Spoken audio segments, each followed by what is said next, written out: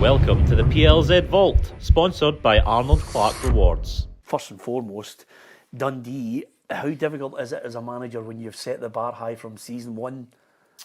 Yeah, listen, it can be difficult. You know, last season we did fantastically well. I thought, you know, when I came into the job, it was well documented. I only had 3 signed players and one had a broken leg, which isn't a great start. And there was issues, and there was training ground and all that stuff. So to assemble a squad like we did, and to have the success that we did, you know, because we had, I think in that squad of 24, there was 17 making a Premiership debut. There was 11 that were under 21, you know, and so to get the success that we got with that squad I thought was fantastic, you know, and then we lose in the summer there, we lose, I think, 17 players. So it's been a big turnaround. So, you know, it's a big job. It is a big job. I think the achievements of last year are, you know, fantastic, but it just kind of spurs you on to kind of go that wee bit further for this year. Yeah, we knew you were doing well because obviously from your own point of view, Tam, you regularly call for managers to be sacked if they've gone 2 or 3 games without a win. No, I wasn't with Tony last year, to be fair. No, listen, I think it was incredible last season. I think when you bring that amount of loan players in, to gel them all together and get them into a system and get them all playing together, because you've all played with loan players or seen loan players, a lot of them don't bother, they're going back to their club anyway. But Tony fostered a real team spirit there, and it's difficult, as you said. There's another 17 left. A lot of younger players come in this season, so it's been a difficult task this season. Yeah, the only downside to it all, Tony, might as well, we can't be two-faced with you today. We're going to have to be right up front. Ruffy, you've been to Dundee with me commentating on a game, and you're not going back, and for a particular reason. The particular reason we were right up the back of that stand, you know, and it was a gale force wind. It was just magnificent, and the guy we had had trouble keeping his hair in place. You know, Yeah. we won't name Gordon in this. And Ruffy said to me at half-time, we're going to a commercial break. It was a winter. Right. It was December. It was freezing. So, It can be cold. yeah, Ruffy said to me, I'm away to the toilet. I'll be back before we come out of the break. So I says, absolutely fine. The bold Ruffy goes to the toilet with an all-in-one long john. Under the gear, Oh, that's no It was easy. a shocker. So 5 minutes into the second half now, and Ruffy joins us because he had to take all the gear off. It can be cold. It can be cold there, but they're trying hard. You know, they've just announced there about the new training ground that's been approved, which is fantastic. Big news that for Dundee. Yeah. You'll know that if you've been there, Tom. So we should be moving into that in the summer, and obviously the next thing they're looking at, the big thing they're looking at is the stadium, because it's a realisation, you know, Dens is a very old stadium, you know what I mean, and on a match day, I know you're making a joke about it, but it's a very old stadium, you know. Yeah. So, but to be fair to John and Tim, they're really making ground on that, you know, and with the training ground now being announced, the stadium's the next thing, and big exciting times for the club. Yeah, no, I'm not dismissing anything that previous owners have done. You know, you have good days and bad days running a football club. You make decisions that sometimes can go against you. There seems to be a calm stability and a clear strategy of where they want to go, which must be great for you. It is great, because as I said, you know, when I came into the football club, and obviously Gordon Strachan, from my relationship with Gordon, worked at Scotland with him. You know, he was a big factor in me joining Dundee. But there were red flags there, no doubt about it. And as I said, I think other managers had maybe looked at the job and thought not. But you know, for me, it's a case of breaking down those barriers and working together. Really, I think there's real alignment at the club now that previously probably wasn't there. So now, going for a position when, as I say, we had 3 signed players, we've now got, you know, we're dealing with contract extensions of players now to try and get sustainability. The training pitch issue that we had now, we're moving into a new training ground, and yeah, I mean, it's in an upward trajectory for me, and it's very careful planning by Tim Keys and John Nelms, that they know the direction the club wants to go in it. Yeah, as manager, it's good to see there's that, you know, they share the ambitions that I have. Would you like to see, you know, as we get more and more foreign owners in, would you like to see a Premiership game taken away and played in America? I've not really got an opinion on that. I don't. It doesn't really bother me, but I know John's come out and said that. So listen, whatever's doable, you know how fast the game moves. You know, that might be something that comes into consideration. But for now, it's not really. It doesn't bother me either way. Yeah. When you actually became a manager in your own right, what was the process there? How did that all come about? Because you and Derek seemed inseparable. Morecambe and Wise, Cannon and Ball. Derek and Tony. Fran and Anna. No, listen, there was never any great plan, and I was really, really happy working with Derek, and it came as no surprise to me that the success that Derek had last year, because things were building there, you know, and he had a brilliant season last year, but as I say, no surprise with the way he works. But an opportunity presented itself, you know, and again, with the relationship I had with Gordon Strachan, and, you know, you think to yourself, and I was always in conversation with Derek about it, you know, that would an opportunity come along again, you know, I'm not getting any younger. I've never done it, so it was a case of, you know, I'd been an assistant manager with Derek for 15 years, you know, loved it, loved every part of it, but there was never any, you know, problem with that, and there was never any real hankering, to be honest, to go and be a manager. But when that opportunity presented itself, and I had a good chat with Gordon Strachan, to get the opportunity to manage in a Premiership club, you know, not getting any younger, as I say, then yes, there was some areas I had to explore. There was some potential red flags, but I thought, you know what, just grab the nettle. I always remember one of all these coaching courses that you go on, you know, you'd have various guest speakers. I remember probably the most inspirational for me was Walter Smith. And it was basic, you know, a lot of these people do the presentations and all that. It was basically go with your gut. And I got that feeling once I spoke with Gordon and John. I got that feeling that it was a gut feeling that, yeah, there is a lot of hard work to do here, but the gut feeling was go with it. And I went with it. And thankfully, to date, things have went well, but there's still loads of room for improvement and development. There's lots of questions all of us are going to ask you throughout the interview. We've got the utmost respect for him. I mean, I'm good friends with Gordon. He's just, his absolute intensity in football is incredible, isn't it, Ruffy? Yeah, and you've got to feed off that, you know, the amount of managers he's been with, you know, good and bad, but he's always got something to offer, and any time we've had him in, he's been great. So, you know, it's an opportunity, as you said, when you get to work with somebody like that. Aye. I mean, one of the highlights for me was getting when I was at Aberdeen as assistant to get asked to work with Gordon in the national team. And we kind of established, I knew Gordon, but not that well, we kind of established a good relationship. And now he's, as well as being, well, he's a technical sporting director, but he's like a good friend, you know, and he's a really, really good mentor. And I always thought, again, a big thing getting in my first gig in management, you need somebody like that, you know, you need that kind of support, somebody that's been there, and he's, the advice he offers me and just the relationship I have him was a big factor in me going there. Trust is a big thing with him. Huge, yeah, absolutely huge. And he's a good person, but a massive football person. And yeah, I trust him, and we've got a good relationship together. Yeah. What was it like picking your first team? That fear of suddenly, you know, you've got that role that you've become so familiar with over 14 or 15 years with Dell, and then suddenly it's. Hold on a minute, I've got to walk into that room. You learn loads about yourself, you know, but you always think when you're doing the assistant manager, because obviously you get your opinion, but the manager makes the final decision, you know, so get yourself in positions where it tests you, you know, you either sink or swim a wee bit, and there's loads of things I can look back on that I thought, I never knew I had that in me. But it's that feeling that it's me, you know, the buck stops here, and of course, butterflies, and, you know, thing is, when you get a manager's job, nobody tells you, but the three things that you get a Zopiclone, because you never sleep, you get Zovirax, because you always get cold sores, and you get the Nurofen, because it's constant headaches. So that's what comes with the responsibility. But no, I enjoy it, I really enjoy it. I must say, I still to this day wake up every morning, can't wait to get into the training ground and start the job. I love the job, I love the players I work with, I love the staff I've got, and it's just, I think you need to have that, because it is such long hours and it's quite arduous. I think you need to have that passion, and it's something that, as I say, I still get excited every morning thinking I'm going in as a manager of Dundee. Yeah, did it totally exceed your expectations last season, or did you look at that side and think, oh, wait a minute here, I've started to, because many a manager can have great plans or an ethos in the way he wants to play, but if you haven't got the players. That's it, that's what it comes down to, and it was a really robust recruitment process. In the summer, there was a real collective effort, you know, myself, Gordon, and others with the recruitment team there.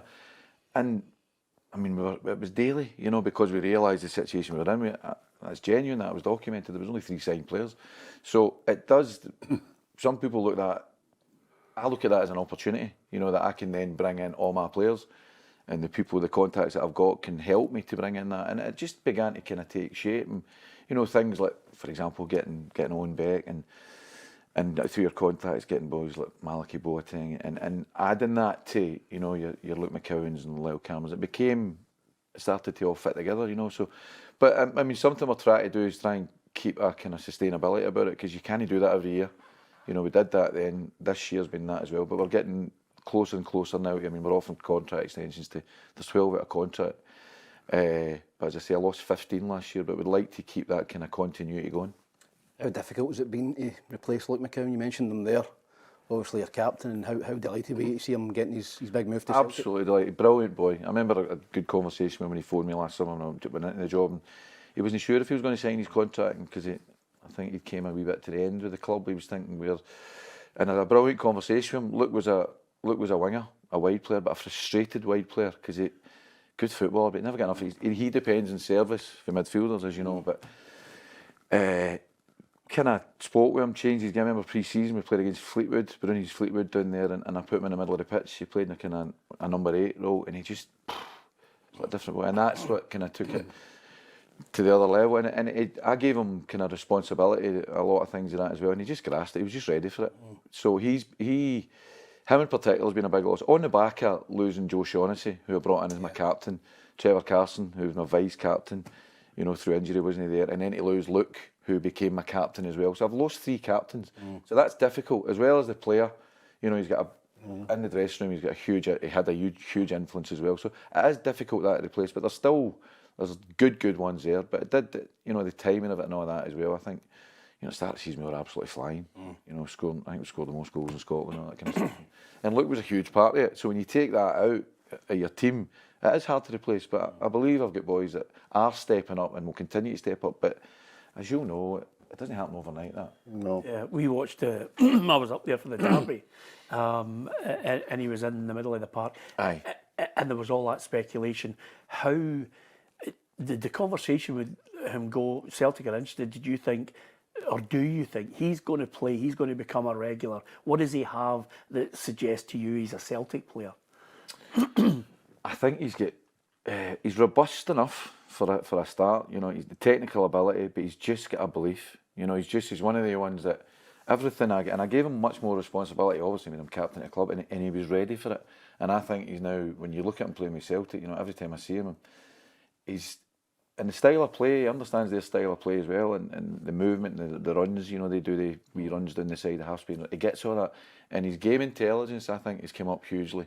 So I think he's a player, and I see him now, a player there that's just at that stage where he's getting better and better and will continue to improve, and that's down to his personality. You know, he's not a boy that was going to sit there. That conversation, as I say, I had with him in the summer, it was all about, you know, I really want to go further, and I always say that to boys that you try and sign. You know, if they're just coming to sign with Dundee, you know, you want them to sign with Dundee and use that as a platform, because you want them to better your team, you want them to better themselves, and everybody wins at it. That was very much what Luke McCowan is, and because of what he's done, and he deserves all the credit, he's now got his sell where he rightfully should be playing, and I think he'll do really well at Celtic. Have you got good Scots in your maybe coming up from the youths that can maybe make an impression, that can maybe be a Lyall Cameron, a Luke, you know? Yeah, there's an exciting group coming through now, and this is something that the new training ground will really help with. You know, the fact that there's a training base that for us specifically, but there's a good batch coming through. But I mean, but behind Luke now, even now, you've got, as you mentioned there, you've got your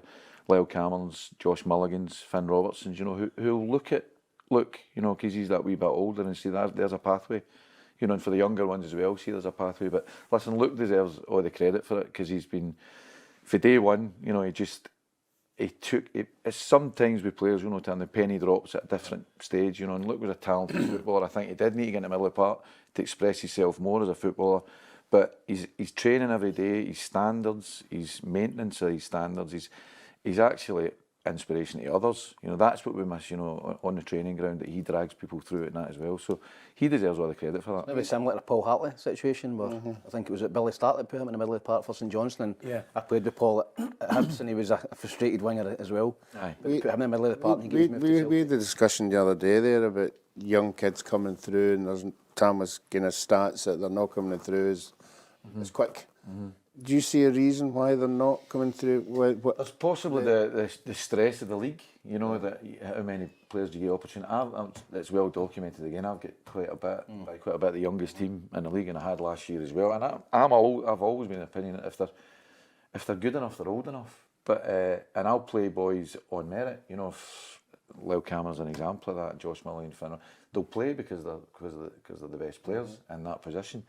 But I trust them. I think you need to have a trust in them. But I can understand managers that you maybe go with a bit more experience because you're scared of your position in the league. So, but I think given the opportunity, the benefits you see with some of the kids, that some of them are fearless. They'll go out and. But you know what? There's other sides to that as well. At the moment, I've got a very young team, and particularly when it's a young defensive structure, they'll make mistakes. I think what you need to realise is part of the education is they will make mistakes, but it's how they learn from that, and that's the thing that comes. How much leeway do you give them for making mistakes? Because if that impinges on you losing football games, then you're going to do something about it. Well, we had Stephen Robinson in here and he says, it's all great, you're calling for me to develop youngsters in a league where, sometimes the 8 of the league is fighting to avoid that playoff place. Yeah. But he said 3 games in it, the way the game's going now, 3 games, 3 losses, people are calling for the sack. That's it. And that probably is the pressure rate. But so, I'm just very much that I'll put in the best players, and it just so happens I've got good young players, but that does encourage other young players, it does give them, as I said about Luke and the other boys that I mentioned as well, it does give them role models, and it's a pathway for them as well to think, if I really graft during the week, in training, do everything I can, and I get that opportunity, I'm going to take it. So that's what I'm looking for, and that's what I'm looking to develop in the squad, and that's what we've got at the moment. You mentioned Gordon Strachan and the trust thing.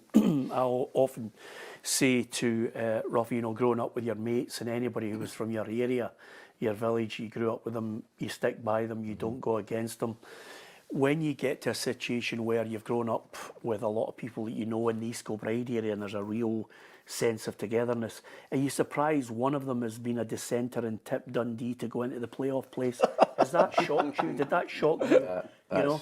Is there any meeting in the East Kilbride area about it? I think there's a wee meeting in the Monty at the weekend, and I think we'll be having a wee chat about that over a Guinness. You used a word before you come on here. It's treason. Treason.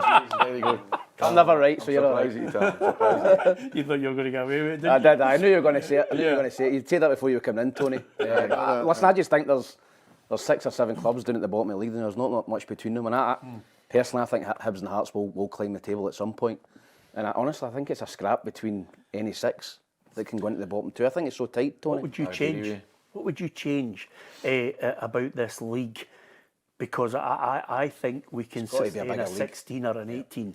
I think we can. I think the biggest part of that for me is the playing surfaces. I think it should be in an elite league. It should be the grass pitches, and we're nearly at that. But for example, you bring up Falkirk and other clubs like that are Astro. I think that comes into it as well. Yeah. So I would say, a bigger league would benefit everybody. It would benefit development of young players.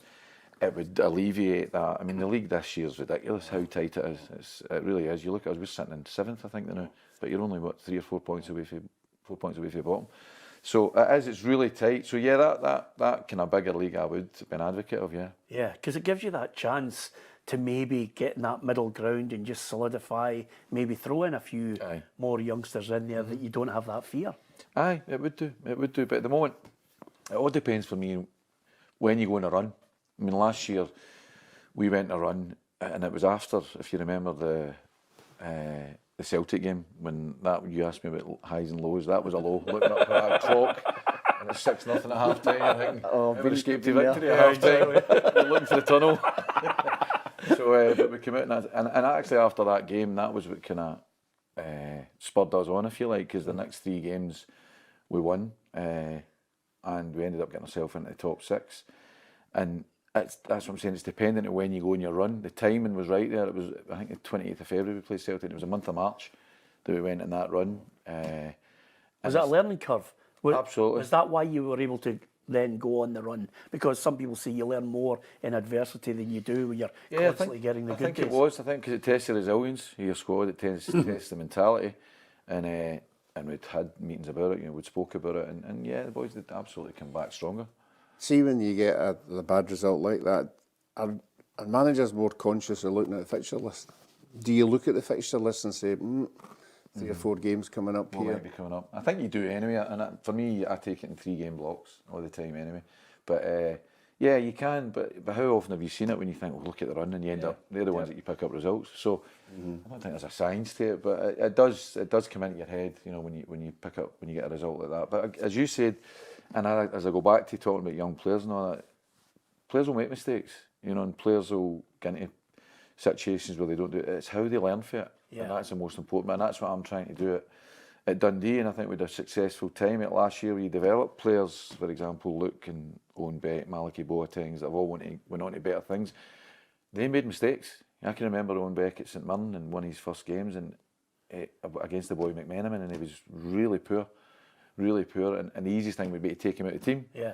But we had a good chat about it, spoke about it, went through his analysis, what he can do better, blah, blah, blah. And that's when you find the real good players, the ones that learn for that. You know, and they pick up, you tell a good player once, you tell a bad player 100 times. Yeah. But if you pick up on that right away, then that's the development. And that's something that we did last year. And it's something that we're still trying, because we're young now, we're really young. We've got a young squad now. You get young Billy Cometti at 21 and Ryan Astley at 22. And even the goalkeeper, John McCracken. So you've got a lot of young players with your Mulligans. But it's going through that process with them, and it's trying to eradicate the mistakes and learn from it and develop from it. If you're a footballer and you're coming in and you're getting tough 6-0, you know, when we talk about levels, you know because you've got the experience to say, well, Celtic could do that to anybody. They've just, you know, not that long ago done it to Aberdeen, who were riding the crest of a wave. How do you then try and say to yourself, I need to lift those players who are demoralised by, you know, an absolute doing? I think you need to be honest with them. You know, players will see through whatever you're trying, and you need to take ownership. You need to be with them on that occasion. I think I don't think you put all the blame on them. I think for me anyway, if you go into that together as a team and say, right, what can we learn for that? Because it's not just the end of it. That's my first year as a manager, you know, and it is a different gig, absolutely, from being an assistant. And so it's about going through that, but learning from it. And if you do that as a group, I think, from my experience, that's the way through it. Do you sub people by somebody talking your ear? We often look at people who are getting subbed. Do you look at their stats during the game? GPS. Do you look and say he's dropped off, or do you still let your eyes Your eye. Absolutely, your eyes are judging. I know that might seem old school, and I know there's listen, sports science and all that GPS stuff. It's important, and at the end of the game, for example, you can find out who's done their 12.5, 13k in a game.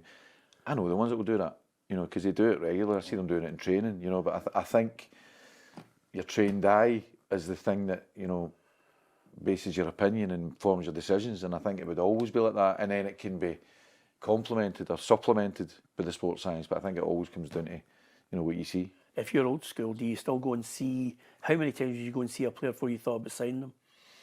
Again, it's a bit different now that I'd see them as often as I can. I'd try to see them live. But there was an example last year where you're saying, I had that situation where I only did 3 signed players.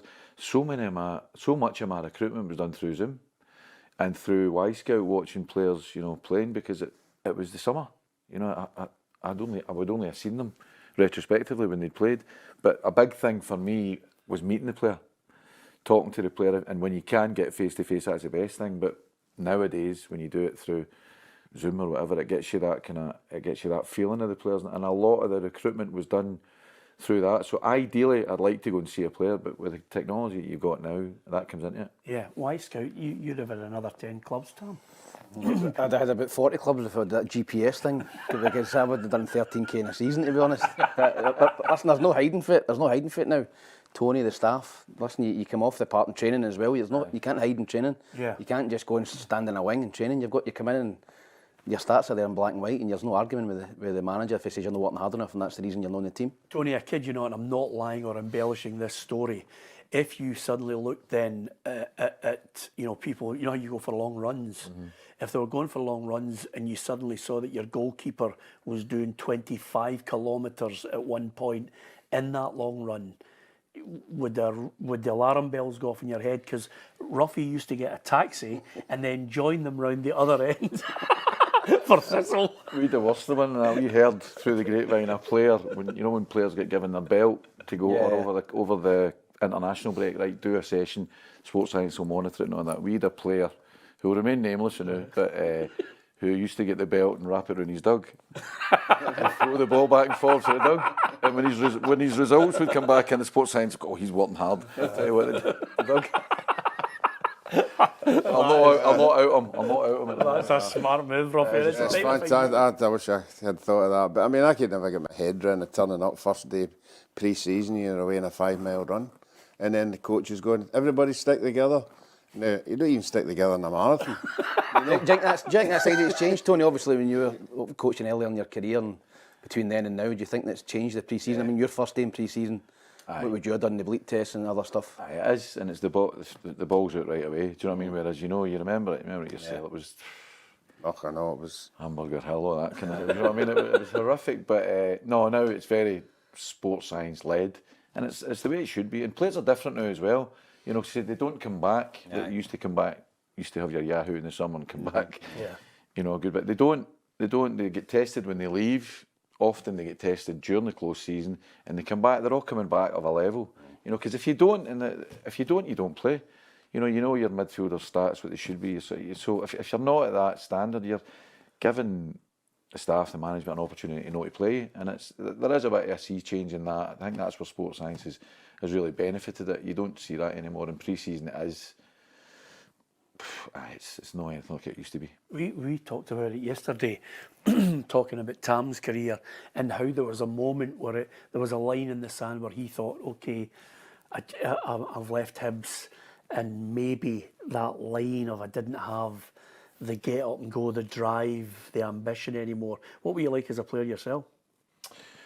I wasn't Luka Modric, I'll give you that. But as a young player, I was at Dunfermline as a kid, and then I actually went down to Cambridge United for a spell, and then I actually did my PhD at Jordan Hill, and I then went part-time. And when I realised I wasn't going to get to the heights, you know, I was a young boy, won the Youth Cup with Dunfermline, all that kind of stuff, and you thought, right, this was going to be your career. But when you realise, and you're a lot later than me, I actually joined the SFA through Craig Brown, SFA Technical Department, when I was playing part-time and combining my studies. And I actually had to sign a contract. Jim Farry was the president at the time. I had to sign a contract to stop playing. So I actually get told to stop playing, or I'd have continued playing, and who knows. But that's so I signed that contract, and I joined the technical department in, I think it was 1995, when I was, 26, 20. So actually my career stopped then to go into coaching.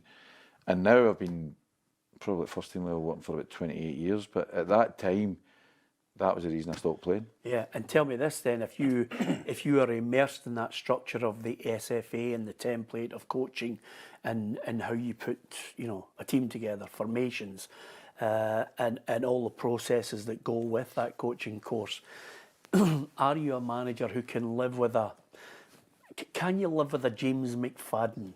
Or somebody that comes through who's special. Can you live with saying, okay, shows that wee bit of magic in the side, and if it doesn't go according to plan, then we all need to work harder to try and rectify the mistake? Aye, I think, there's always room for, you want people in your team that can win you a game. If there's somebody in that, I think it's a lot to do with areas of the pitch. You don't want a centre-back that's doing pirouettes in front of your goal, but I always say for our attacking players, I'll never criticise them for trying something in the middle to attacking third, and these players, they thrive on that. You're kind of Maverick players, and I've had them, but I always say you try it in certain areas of the pitch, and no, of course, every team you need to work together out of possession, so can I not tolerate that? Everybody needs to work together, but in possession, go and be what you are, go and be as creative as you want to be.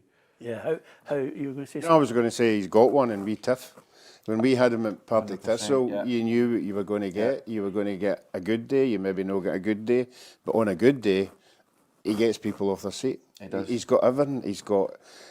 You want him to get the ball. You want in that last third, you want to get there, because any fullback is going to have problems with the pace that he runs it and the ability he's got. And I think we had him at Partick Thistle, but you've moved him on another bit, and he's a good it's super. What did you do with him? I kid him on, but he gets people off their seat and he sits them down again. He'll not like me for saying that, but it actually reminds me because all he wants to do is one-on-one somebody.